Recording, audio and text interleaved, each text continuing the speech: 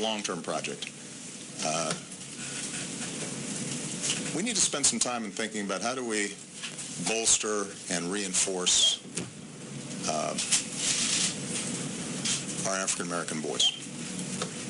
And this is something that Michelle and I talk a lot about. There are a lot of kids out there who need help, who are getting a lot of negative reinforcement. And is there more that we can do to give them a sense that their country cares about them and values them and is willing to invest in them?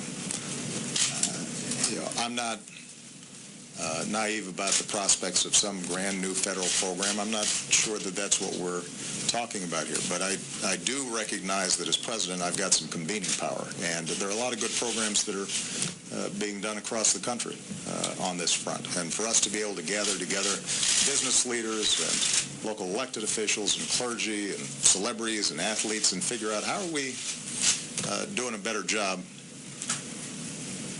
helping young African-American men feel that they're a full part of this society and that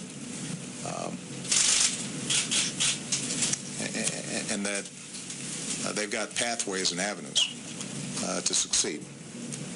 I think that would be a pretty good outcome from what was obviously a tragic situation. And we're going to spend some time working on that and thinking about that.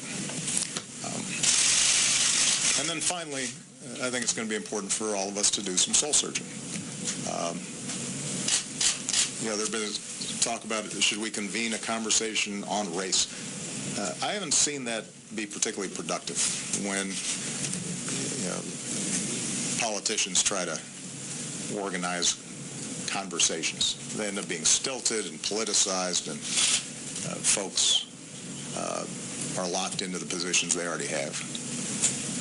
On the other hand, in families and churches, there's the possibility that people are a little bit more honest, and at least you ask yourself your own questions about, am I wringing as much bias out of myself as I can?